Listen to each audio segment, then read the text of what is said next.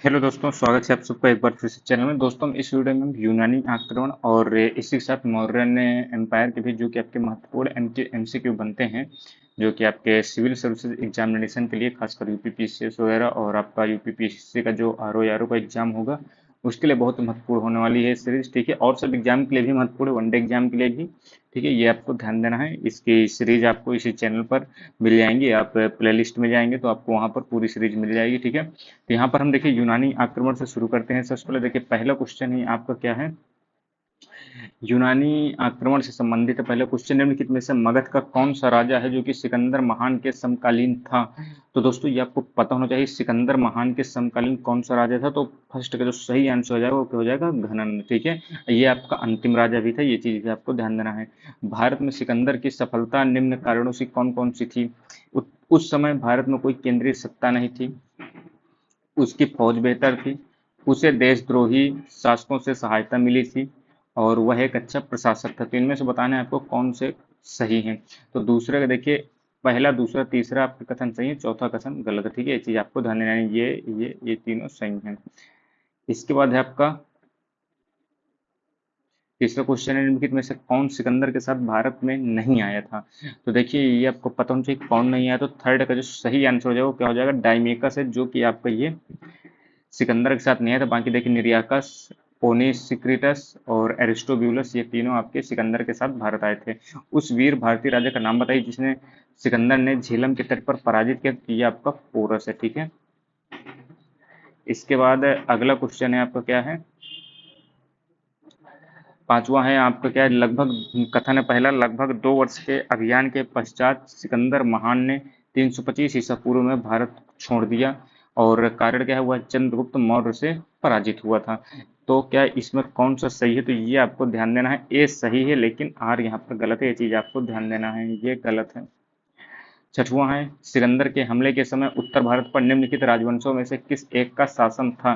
तो देखिए यहाँ पर क्या है, सिकंदर के हमले के समय उत्तर भारत में किसका शासन था। तो छठवें का जो सही आंसर होगा वो नंद हो जाएगा। ठीक, युद्ध भूमि में बड़ी संख्या में सैनिकों के मारे जाने अथवा आहत हो जाने के साथ किस भारतीय गढ़ अथवा राज्य के स्त्रियों ने सिकंदर के विरुद्ध शस्त्र धारण कर लिया था। तो सेवेंथ का जो सही आंसर हो जाएगा क्या हो जाएगा, मत्सग। ठीक है, सातवें के बाद अब देखिए यहाँ से आपका मॉडर्न एम्पायर स्टार्ट हो जाता है। ठीक है, ये आपके मॉडर्न एम्पायर के इंपॉर्टेंट क्वेश्चन है। आपने कम्पिटेटिव एग्जाम दिए होंगे तो आप जानते हैं मॉडर्न एम्पायर कितना महत्वपूर्ण टॉपिक है। तो पहला ही क्वेश्चन है आपका क्या, प्रथम भारतीय साम्राज्य की स्थापना की गई थी किसके द्वारा की गई थी, चंद्रगुप्त मौर्य के द्वारा। ठीक, निम्नलिखित में से कौन सा सबसे पुराना राजवंश है। तो इनमें देखिए सबसे पुराना है मौर्यन। सेंड्रोकोटस ने सेंड्रोकोटस से चंद्रगुप्त मौर्य की पहचान किसने की थी। तो सेंड्रोकोटस से चंद्रगुप्त मौर्य की पहचान, 10वें का आपको जो सही आंसर है हो जाएगा विलियम जोन्स। ये चीज आपको ध्यान है, यानी सेंड्रोकोटस को ही चंद्रगुप्त मौर्य भी कहा जाता था। निम्न में से किसने सेंड्रोकोटस और सिकंदर महान की भेंट का उल्लेख किया है। तो इसका उल्लेख किसने किया है, ये जस्टिन ने किया है, जिसके ग्रंथ में चंद्रगुप्त मौर्य का विशिष्ट रूप से वर्णन मिलता है। तो किसके ग्रंथ मिलता है, तो 12th का जो सही आंसर हो जाएगा विशाख दत्त की रचना में। ठीक है, गुजरात चंद्रगुप्त मौर्य के साम्राज्य में सम्मिलित था, यह प्रमाणित होता है, कैसे प्रमाणित होता है, गुजरात चंद्रगुप्त मौर्य के साम्राज्य में सम्मिलित था। तो 13वें का जो सही आंसर क्या हो जाएगा, रुद्रदामन के जूनागढ़ शिला अभिलेख से जानकारी मिलती है। 14वां क्वेश्चन है आपका, पाटलिपुत्र में स्थित चंद्रगुप्त का महल मुख्यतः बना था, ये कहे से बना था, ये आपको पता होना चाहिए। 14वें का जो सही आंसर रहेगा, लकड़ियों का ये बना था। ठीक है, अभिलेख जिससे यह प्रमाणित होता है कि चंद्रगुप्त का प्रभाव पश्चिम भारत पर भी था। तो ये किससे जानकारी मिलती है, तो 15 का आपका सही आंसर हो जाएगा रुद्रदामन का जूनागढ़ अभिलेख। 16वां क्वेश्चन है, निम्नलिखित में से किस मौर्य राजा ने दक्कन की विजय प्राप्त की थी। तो 16वें का जो सही आंसर होगा चंद्रगुप्त मौर्य ही हो जाएगा। चंद्रगुप्त मौर्य ने सेल्यूकस को किस वर्ष पराजित किया था। तो देखिए इसने पराजित कब किया था, 17 का जो सही आंसर हो जाएगा 305 ईसा पूर्व। मालवा, गुजरात एवं महाराष्ट्र किस शासक ने पहली बार जीता था। तो 18वें का जो सही आंसर हो जाएगा क्या हो जाएगा, ऑप्शन नंबर डी, यानी चंद्रगुप्त मौर्य ने। सेल्यूकस जिनको अलेक्जेंडर द्वारा सिंध एवं अफगानिस्तान का प्रशासक नियुक्त किया गया था, किस भारतीय राजा ने हराया था। तो ये आपके ध्यान देना, चंद्रगुप्त मौर्य है। कौटिल्य प्रधानमंत्री थे किसके थे, तो चंद्रगुप्त मौर्य के थे, ये चीज आपको ध्यान देना है।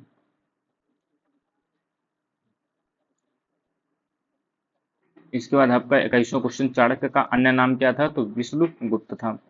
निम्नलिखित में से किसकी तुलना मैकियावेली के प्रिंस से की जाती है? तो मैकियावेली के प्रिंस से की जाती है किसकी?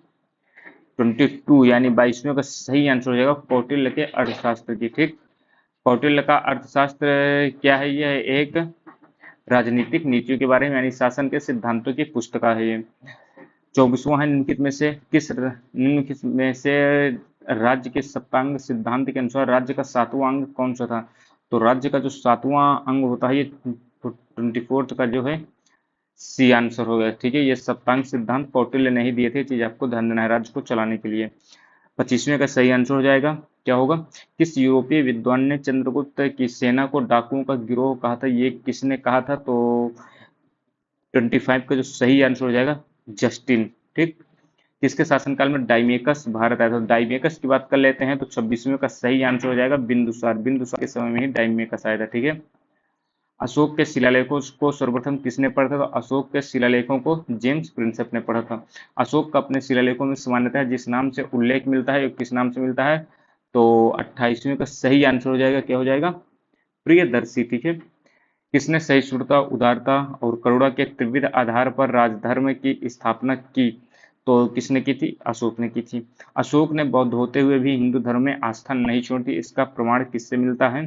तो इसका प्रमाण हमें मिलता है 30 का आंसर हो जाएगा सी, यानी देव नाम प्रिय की उपाधि इन्होंने धारण की थी। अशोक का समकालीन तुर्मय कहाँ का राजा था? तो तुर्मय कहाँ का राजा था? तो 31 का जो सही आंसर होगा मिस्र। तुर्मय आपका मिस्र का राजा था। अशोक ने कलिंग को मौर्य साम्राज्य में जोड़ लिया था। अशोक ने कलिंग को मौर्य साम्राज्य में जोड़ लिया, कथन है। कारण क्या है इसका? कलिंग दक्षिण भारत को जाने वाले स्थलीय एवं समुद्री मार्गों को नियंत्रित करता था। तो 32वें का जो सही आंसर हो जाएगा, देखिए ए सही है, यानी ये दोनों सही है कथन, और जो कारण है वो कथन की व्याख्या भी कर रहा है। 33वां है आपका, निम्नलिखित में से कौन सा क्षेत्र है जो कि अशोक के साम्राज्य में सम्मिलित नहीं था? तो ये आपको पता होना चाहिए क्या है। 33 का जो सही आंसर है, काफी सिंपल है क्वेश्चन, ये श्रीलंका होगा। बिहार, कलिंग, अफगानिस्तान ये तो शामिल थे। सांची का स्तूप किसने बनवाया था? तो ये देखिए काफी सिंपल सवाल है। 34वें का आपका सही आंसर हो जाएगा अशोक। ये सांची का स्तूप है कहाँ? तो आपकी ये एमपी में है, ये चीज भी आपको ध्यान देना है। अभिलेखों में किस शासक का उल्लेख प्रियदर्शी एवं देवनाम प्रिय के रूप में जाना जाता है? तो अशोक का नाम। निम्नलिखित अभिलेखों में से किस अभिलेख में अशोक नाम उल्लेखित है? तो 36वें का जो सही आंसर हो जाएगा ऑप्शन नंबर डी, मास्की का जो लघु शिलालेख इसमें अशोक नाम से उल्लेखित है। ठीक, अशोक का रुम्मनदेही स्तंभ लेख किससे संबंधित है? तो 37वें का जो सही आंसर हो जाएगा ऑप्शन नंबर है, बुद्ध के जन्म से। इसके बाद है आपका 38 क्वेश्चन की बात कर लेते हैं। केवल वह स्तंभ जिसमें अशोक ने स्वयं को मगध का सम्राट बताया हुआ है। तो 38वें का जो सही आंसर है भाब्रू स्तंभ। ठीक, गुर्जरा लघु शिलालेख जिसमें अशोक का नामोल्लेख किया गया है कहाँ स्थित है? तो 39वें का जो सही आंसर है मध्य प्रदेश के दतिया जिले में। निम्नलिखित प्राचीन भारतीय अभिलेखों में कौन सा एक खाद्यान्न को देश में संकट काल में उपयोग हेतु सुरक्षित रखने के बारे में प्राचीनतम शाही आदेश है? तो 40वें का सही आंसर हो जाएगा सोहगौरा ताम्रपत्र। ठीक, निम्नलिखित वक्तव्यों में कौन सा एक वक्तव्य है जो कि अशोक के प्रस्तर स्तंभों के बारे में गलत है? तो 41वें का सही आंसर हो जाएगा डी, ये स्थापत्य संरचना के भाग हैं। ठीक, 42वां क्वेश्चन, निम्नलिखित में से कौन सा अशोककालीन अभिलेख खरोष्टी लिपि में है? तो खरोष्टी लिपि में इनमें से कौन है? तो 42वें का सही आंसर शहबाजगढ़ी, ये आपका खरोष्टी लिपि में, ये चीज आपको ध्यान देना है। इसके बाद अगला क्वेश्चन है, निम्नलिखित में से अशोक के किस अभिलेख में पारंपरिक अवसरों पर पशु बलि पर रोक लगाई गई थी? ऐसा लगता है कि यह पाबंदी पशुओं के वध पर थी। तो 43वें का जो सही आंसर होगा ऑप्शन नंबर शिलालेख 1 है, ये चीज आपको ध्यान देना है। ठीक है, इसके बाद अगला क्वेश्चन है, अशोक के जो प्रमुख शिलालेख हैं जो संगम राज्य के विषय में हमें बताते हैं उसमें कौन सा सम्मिलित है? तो 44वें का जो सही आंसर हो जाएगा ऑप्शन नंबर सी, आपका सेकंड और आपका 13th यानी 13वें नंबर का शिलालेख इनमें। टॉलमी फिलाडेल्फस जिसके साथ अशोक के राजनय संबंध थे, ये कहाँ का शासक था? तो 45वें का सही आंसर हो जाएगा, क्या हो जाएगा? 45वें का सही आंसर होगा ऑप्शन नंबर बी, यानी मिस्र। इसके बाद 46वां है, अशोक के शिलालेख में प्रयुक्त भाषा कौन थी? तो 46वें का सही आंसर होगा ऑप्शन नंबर बी, प्राकृत भाषा में ये लिखे गए थे। अब देखिए अशोक के अभिलेख अभिलेख हैं और वर्णित विषय हैं, ठीक। शिलालेख एक में आपको देखिए पशु बलि पर रोक, तो बी का 2 हो जाएगा, ठीक है। इसको देखिए 13 में, शिलालेख 13 में क्या हो जाएगा, कलिंग युद्ध की विजय और क्षतियां, यानी सी का 5। तो देखिए बी का 2 और सी का 5, तो आपको देखिए ये खत्म, ये खत्म। इसके बाद देखिए आपको ध्यान देना है,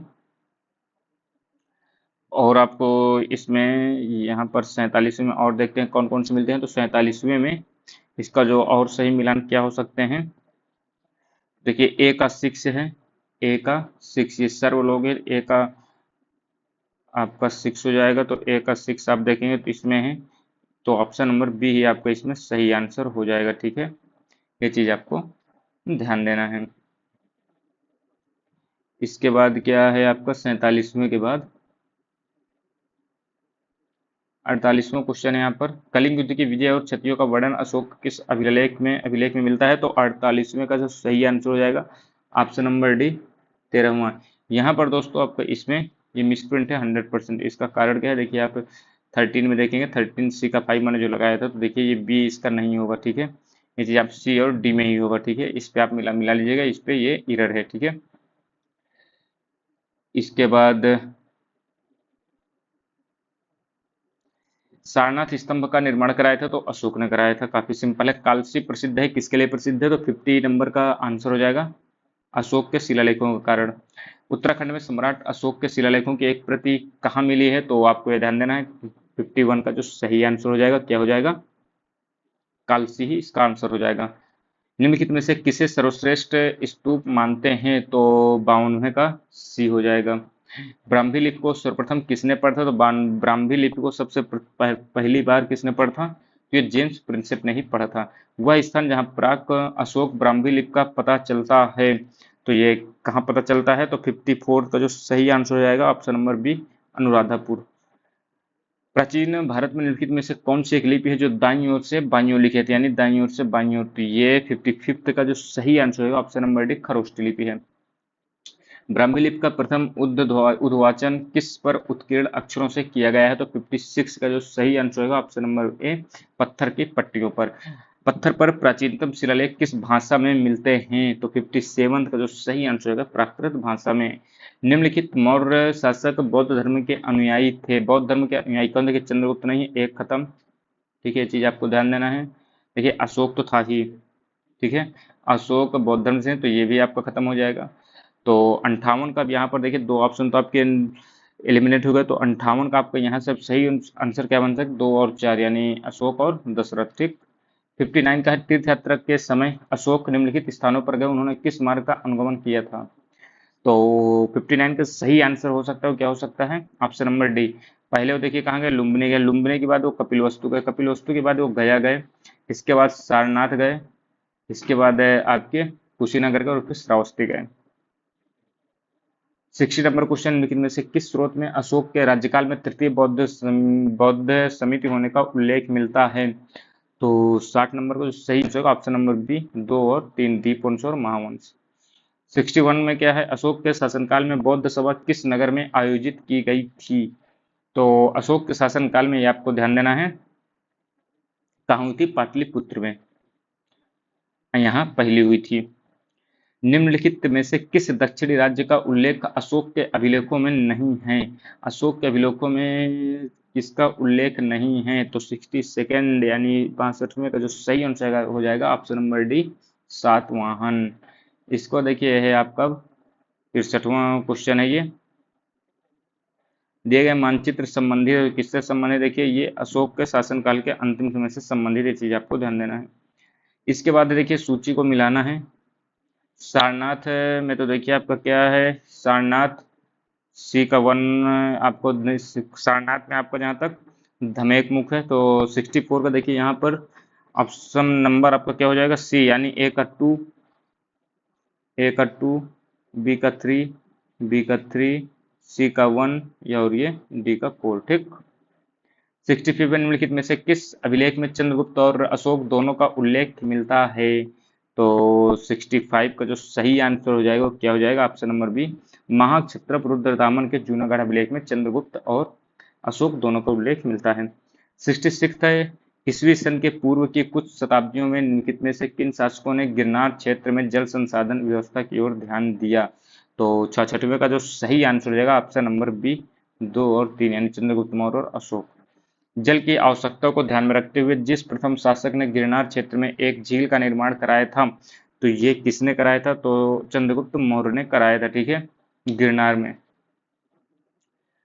68 प्रसिद्ध यूनानी राजदूत मेगास्थनीज भारत में किसके समय में आया था? तो मेगास्थनीज आपके 68 का जो सही आंसर होगा option number C Chandragupta Maurya के समय में मेगास्थनीज आया था, ठीक है। 69 है, निम्नलिखित में से कौन से स्रोत हैं जो मौर्य के नगर प्रशासन पाटलिपुत्र का विस्तृत वर्णन प्रस्तुत करते हैं? तो मेगास्थनीज की इंडिका है। 70 का जो सही आंसर हो जाएगा, मेगास्थनीज ने भारतीय समाज को कितनी श्रेणियों में विभाजित किया था? तो 70 का जो सही आंसर को 7 श्रेणियों में विभाजित किया था। 71 का क्वेश्चन क्या है, निम्नलिखित में से किस स्रोत में उल्लेखित है कि प्राचीन भारत में दास्तां नहीं थी? तो ये 71 का जो सही आंसर मेगास्थनीज की इंडिका है, जिसमें बताया गया है कि प्राचीन भारत में दास्तां नहीं थी।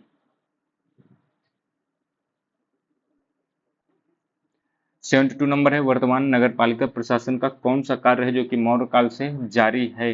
तो 72 का जो सही आंसर होगा जन्म एवं मृत्यु का पंजीकरण। गांवों के शासन को स्वायत्त शासी पंचायतों के माध्यम से संचालित करने की व्यवस्था का सूत्रपात किसने किया? तो ये सूत्रपात किसने किया था? तो 73 का जो सही आंसर होगा ऑप्शन नंबर डी मौर्य ने, ठीक है। सार्थवाह किसे कहा जाता है? तो सार्थवाह 74 का व्यापारियों के काफिले को सार्थवाह कहा जाता था। पंकोदक सन्निरोधे मौर्य प्रशासन द्वारा लिए जाने वाला जुर्माना था, तो किससे संबंधित था? सड़क पर कीचड़ फैलाने से संबंधित था। निम्नलिखित व्यक्तियों पर भारत में किसी न किसी समय में आए थे, तो इनका उचित कालानुक्रम आपको व्यवस्थित करना है। तो क्षेत्र में देखिए आपका सही आंसर का पहले देखिए मेगास्थनीज है, तो ये खत्म हो जाएगा, ये खत्म हो जाएगा। मेगास्थनीज आपका सबसे पहले आता है, ये चीज आपको ध्यान देना है। तो देखिए सबसे पहले आपका मेगास्थनीज आता है, उसके बाद देखिए फाह्यान आता है, इसके बाद ह्वेनसांग हर्षवर्धन के समय में आता है और इत्सिंग सबसे लास्ट में आता है, ठीक। मेगास्थनीज, इसके बाद आपका है क्या मेगास्थनीज, फाह्यान, फिर ह्वेनसांग, फिर आपका सबसे पहले देखिए मेगास्थनीज, इसके बाद फाह्यान, फिर ह्वेनसांग, फिर इत्सिंग। बुलंदी बाग प्राचीन स्थान था, ये कहाँ स्थित है? 77 का जो सही आंसर है पाटलिपुत्र का था। मौर्य काल में शिक्षा का सर्वाधिक प्रसिद्ध केंद्र कौन सा था? तो मौर्य काल में आपका तक्षशिला था, ठीक है। और ये आपका कश्मीर पाकिस्तान की तरफ है, नालंदा आपके बिहार में है। किस प्राचीन नगर के अवशेष कुम्हरार क्षेत्र से प्राप्त होते हैं? तो 79वें का जो सही आंसर होगा ऑप्शन नंबर बी पाटलिपुत्र। मौर्यकालीन शासकों ने धार्मिक आधार पर भू अनुदान नहीं दिया था, ये कथन है। कारण क्या है? भू अनुदान के विरुद्ध कृषकों ने विद्रोह कर दिया था। तो 80वें का जो सही आंसर होगा ए सही है आपका, लेकिन आर गलत है, ये चीज आपको ध्यान देना है। मौर्य काल में टैक्स को छुपाने के लिए इनमें से क्या दंड दिया जाता था? तो 81वें को जो सही आंसर मृत्युदंड सीधा दे दिया। आप देख सकते हैं कितना ज्यादा उस समय कठिन थी चीजें। मौर्यकालीन न्याय व्यवस्था में निम्न को कूट के माध्यम से सुमेलित करना है, ठीक है। तो 82 का जो आपका सही मिलान क्या हो सकता है? ऑप्शन नंबर ए है, ए का थर्ड है धर्मस्थली यानी दीवानी न्यायालय, बी का 4 है फौजदारी न्यायालय था आपके कंटक शोधन से, और सी का 2 है फौजदारी न्यायाधीश होता था, अव्यवहारिक आपका दीवानी न्यायाधीश होता था। रज्जुक क्या है? तो 83 83वें का जो सही आंसर होगा ऑप्शन नंबर बी मौर्य प्रशासन में ये अधिकारी थे रज्जुक। निम्नलिखित में से कौन सा अधिकारी है जो मौर्य प्रशासन का भाग नहीं? देखिए रज्जुक तो है ही, ठीक है। तो 84वें का जो सही आंसर क्या हो सकता है? अग्रहरिक है या नहीं है? युक्त और प्रादेशिक ये आपके इन्हीं से संबंधित थे, ठीक। 85 का जो सही आंसर क्या हो सकता है? देखिए यहाँ में थोड़ा क्वेश्चन आपको पढ़ दिया रहा हूँ क्योंकि यहाँ पर अच्छे से दिख नहीं रहा है। यहाँ पर देखिए अग्रोनोमी है, अग्रोनोमी आपकी किससे संबंधित है? तो 85 में आप देखेंगे इस पे देखिए ऑप्शन नंबर सी सही होगा। एग्रोनोमी आपकी किससे संबंधित है? एग्रोनोमी आपके जिले का अधिकारी होता था, जिले का अधिकारी है ये, ठीक है। इसके बाद है बी का 1, ये आपको देखिए शुल्काध्यक्ष यहाँ पर लिखा है बी नंबर में, तो शुल्काध्यक्ष आपका व्यवसाय एवं व्यापार का अधिकारी होता था। इसके बाद सी का 2 है, तो सीताध्यक्ष ये आपको देखिए कृषि भूमि का अध्यक्ष होता था। इसके बाद क्या है आपका अक्राध्यक्ष, अक्राध्यक्ष आपके खानों पर नियंत्रण से संबंधित था। 86 से निम्नलिखित में से दिए गए कूट के माध्यम से इन्हें दिखाना है तो देखिए यहाँ पर भाग एवं बलि लिखा हुआ है, ठीक है। ये सीता देखिए आपके किससे संबंधित है, भूमि से संबंधित, तो बी का आपका देखिए थर्ड हो जाएगा, राजकीय भूमि से प्राप्त आय। तो 86 का देखिए बी का थर्ड आप देखें ए के में, तो ऑप्शन नंबर बी ए का 4 हो जाएगा। भाग एवं बलि आपके राजस्व है, राजस्व स्रोत से संबंधित हो गया, बी का थर्ड हो गया। सी का 2 समाहर्ता आपका राजस्व संग्राहक था, और ये अंतपाल क्या था, तो ये डी का 1 यानी सीमा रक्षक था ये। अब देखिए यहाँ पर क्या है, पौतवाध्यक्ष है, ठीक। पौतवाध्यक्ष आपका किससे संबंधित है, ये आपको देखिए पंड्याध्यक्ष है, सीताध्यक्ष है, सूनाध्यक्ष है, एग्रोनोमोई है, शुल्काध्यक्ष है, मुद्राध्यक्ष है और अकराध्यक्ष है, ठीक। सीताध्यक्ष तो मैंने आपको बता दिया, सीताध्यक्ष ये आपको देखिए कृषि विभाग का अध्यक्ष था, ठीक। इसके बाद देखिए एग्रोनोमोई अभी हमने देख लिया था 87 में। देखिए 87 में ये आपको ध्यान देना, इसका जो सही मिलान क्या हो सकता है, ऑप्शन नंबर सी ए का 7 हो जाएगा, ठीक। ए का 7 हो जाएगा, यानी आपका देखिए पासपोर्ट विभाग का अध्यक्ष होता था। इसके बाद बी का 5 हो जाएगा, बी का 5 हो जाएगा। पंड्याध्यक्ष आपके किससे संबंधित है, तो व्यवसाय में व्यापार का अधिकारी होता था। सीताध्यक्ष देखिए सी का थर्ड कृषि विभाग का प्रमुख होता था। सूनाध्यक्ष डी का देखिए आपको 4 हो जाएगा, यानी बूचड़खाना का प्रभारी। इसको देखिए एग्रोनोमोई ई का 6, यानी ई का 6 खानों का नियंत्रण, ठीक। ई का 6।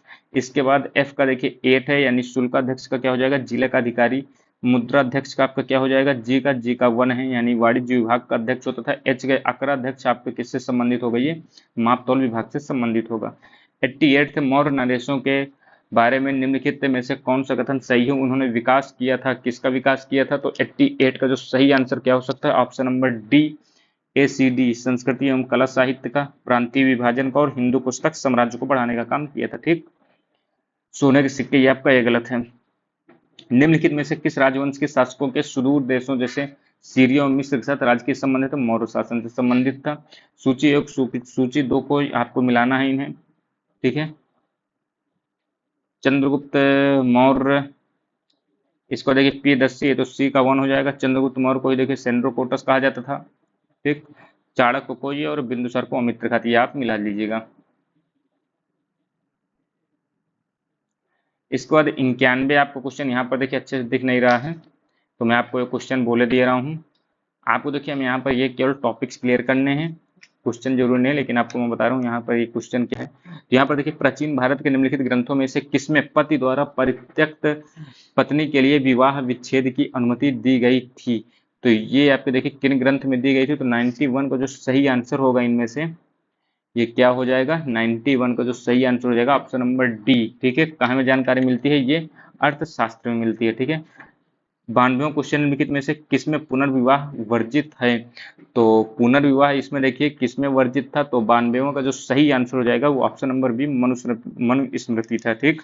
विदेशियों को भारतीय समाज में मनु द्वारा दिया गया सामाजिक स्तर था, तो ये देखिए सामाजिक स्तर क्या था, तो 93 का जो सही आंसर इसमें है वो ऑप्शन नंबर बी है। इन्हें क्या दिया गया था, व्रात्य क्षत्रिय का, ठीक। 94 निम्नलिखित में से कौन से युग्म जो कि सुमेलित है, तो देखिए इस पे आपका लोथल ये एंशियंट डॉकयार्ड है, सही बात है। इसको देखिए सारनाथ के बारे में कहा गया फर्स्ट सरमन ऑफ बुद्ध, इसे हम देखते हैं। राजगिरी है आपका क्या है, lion capital of Ashok. Nalanda है इसके बाद great city of Buddhist learning.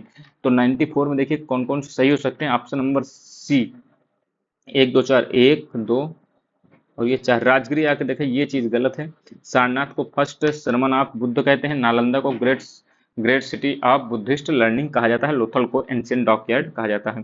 अंतिम मौर्य शासक कौन था, तो बृहद्रथ था। निम्नलिखित कथनों पर विचार करना, अंतिम मौर्य शासक बृहद्रथ की हत्या करके उसके प्रधान सेनापति पुष्यमित्र सिंह था, ये चीज सही है। अंतिम शुंग राजा देवभूत की हत्या करके उसके ब्राह्मण मंत्री वासुदेव कण्व ने मार दिया था उन्हें और राज सिंहासन पर बैठ गया था। और तीसरा कथन है आंध्र सिमुक ने कण्व राजवंश के अंतिम शासक को पद से वंचित कर दिया था। तो 96वां का जो सही आंसर हो सकता है वो क्या हो जाएगा, ऑप्शन नंबर आपका क्या हो जाएगा डी 1 2 3। ये तीनों कथन एकदम सही, ये आपको याद कर लेने हैं। आईएएस सिमुक ने ही सातवाहन वंश की स्थापना की थी, चीज भी आपको ध्यान देना है। सांची का स्तूप किस शासक ने बनवाया था, तो ये अशोक ने बनवाया था। भाग एवं बलि थे, तो 98वां का जो सही आंसर हो जाएगा क्या हो जाएगा, ऑप्शन नंबर बी राजस्व के स्रोत थे। निम्नलिखित में से किस एक अभिलेख में अशोक के व्यक्तिगत नाम का उल्लेख मिलता है? तो 99 का जो सही आंसर होगा ऑप्शन नंबर डी, मास्की में मिलता है। चीज आपको ध्यान देना है। 100वां क्वेश्चन है आपका, कौटिल्य का जो अर्थशास्त्र किस पहलू पर प्रकाश डालता है? तो राजनीतिक नीतियों के बारे में। किस लघु स्तंभ लेख में अशोक की पत्नियों में एकमात्र कारुआकी, यहाँ पर देखिए क्या लिखा हुआ है, अशोक के पत्नियों में एक कारुआकी का और पुत्रों में एकमात्र तीवर का उल्लेख मिलता है? तो किस पे मिलता है? 101 का सही आंसर होगा ऑप्शन नंबर डी, इलाहाबाद के लघु स्तंभ लेख में। चाणक्य अपने बचपन में किस नाम से जाना जाता था? तो ये आपको ध्यान देना है, ये देवगुप्त के नाम से जाना जाता था। मौर्य मंत्रिपरिषद में निम्नलिखित में से कौन राजस्व इकट्ठा करने से संबंधित था? तो 103 का जो सही आंसर हो जाएगा समाहर्ता था। ठीक है, चीज आपको ध्यान देना है।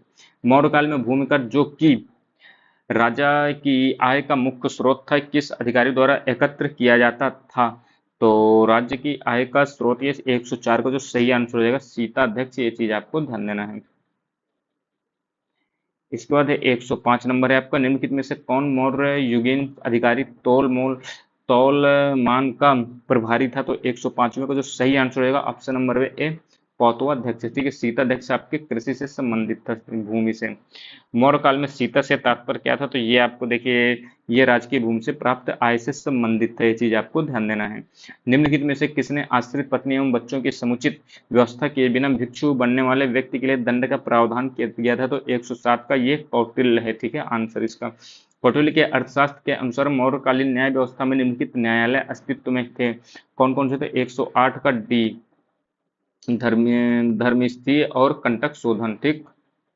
इंडिका का लेखन किसने किया है? मेगास्थनीज। भारत का प्रथम अस्पताल एवं औषधि बाग निर्माण किसने कराया था? तो 110वें को जो सही आंसर अशोक ने कराया था।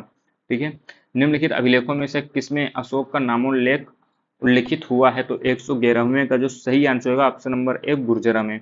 सम्राट अशोक के राजा देशों का सबसे पहले विकूटन डिसाइफर किसने किया था? तो जेम्स प्रिंसप।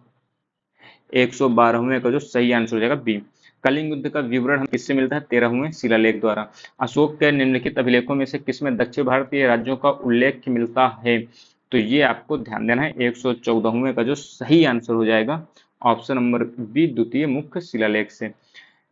115वां है, यूनानी लेखक जस्टिन द्वारा किसे सेंड्रोकोटस कहा जाता है? तो चंद्रगुप्त मौर्य थे ये। ठीक। भारत के सांस्कृतिक इतिहास के संदर्भ में इतिवृत्तों, राजवंशीय इतिहासों तथा वीर गाथाओं को कंठस्थ करना निम्नलिखित में से किसका व्यवसाय था? तो 116वें का जो सही आंसर हो जाएगा आप लोगों का क्या हो जाएगा? ऑप्शन नंबर डी, यानी मगध। निम्नलिखित अभिलेखों में से किसमें अशोक का अभिलेख भी पाया जाता है? तो 117वें का जो सही आंसर होगा महाक्षत्रप रुद्रदामन का जूनागढ़ अभिलेख। बराबर की पहाड़ियों की गुफाओं के विषय में से कौन सा एक कथन है जो कि गलत है? तो देखिए, ये बराबर की पहाड़ियों में कुल 4 गुफाएं बिल्कुल सही है। 3 गुफाओं की दीवार पर अशोक के अभिलेख उत्तीर्ण है, ये भी सही है। ये अभिलेख इन गुफाओं के आजीविकाओं को समर्पित होने का उल्लेख करते हैं, सही बात है। ये अभिलेख ईसा पूर्व 6वीं शताब्दी के, ये गलत है। ठीक है, तो ए बी सी आपके सही है। मौर्य काल में एग्रोनोमी अधिकारी निम्नलिखित में से किस क्षेत्र से संबंधित है? तो ये आपको ध्यान देना है, मार्ग निर्माण से संबंधित था। इसके बाद आपका 120 नंबर, निम्नलिखित में से किस शासक ने अपनी प्रजा को इस अभिलेख के माध्यम से परामर्श दिया? कोई भी व्यक्ति जो अपने संप्रदाय को महिमा मंडित करने की दृष्टि से अपने धार्मिक संप्रदाय की प्रशंसा करता है या अपने संप्रदाय के प्रति अत्यधिक भक्ति के कारण अन्य संप्रदायों को निंदा करता हुआ है तो अपने संप्रदाय को गंभीर रूप से हानि पहुंचाता है? तो 120वें को जो सही आंसर हो जाएगा ऑप्शन नंबर ए, यानी ये अशोक का कथन था। निम्नलिखित कथनों पर विचार करते हुए नीचे दिए गए कोट को सही कथनों का आपको चयन करना है। ठीक है, इनमें से कौन सा आपका सही है? तो 121वें में आपको ध्यान देना है, ये आपके सभी कथन आपके दोस्तों सही हैं। सिकंदर ने अश्वक राजा मशक के सभी स्त्रियों की हत्या करा दी थी, सही बात है। निशा जाति ने स्वयं को यूनानियों का वंशज बताया, ये भी सही है। गढ़ जाति के लोगों ने सिकंदर के प्रतिरोध में अपनी राजधानी संगल के चारों ओर रथों का घेरा बना लिया था, ये भी सही है। सिकंदर व्यास नदी से लौटते हुए मालवों के साथ संघर्ष में घायल हो गया था, ये भी सही है। आगलस जाति ने अपनी स्त्रियों तथा बच्चों को आग में झोंककर सिकंदर से युद्ध किया था, ये भी बात सही है। 122वें को जो सही आंसर क्या हो सकता है? सिकंदर का सबसे प्रबल प्रतिरोध किसने किया था? तो 122वें को जो सही आंसर ऑप्शन नंबर डी, निचली सिंधु घाटी के ब्राह्मणों ने किया था। 123वां है, अशोक के शिलालेखों के संदर्भ में निम्नलिखित कथनों में से असत्य कथन आपको बताना है। तो इस पर कौन सा असत्य है, तो देखिए अशोक के सभी स्तंभों पर लेख उत्कीर्ण नहीं है, ये सही बात है। सभी स्तंभ पॉलिशदार, ये भी सही है।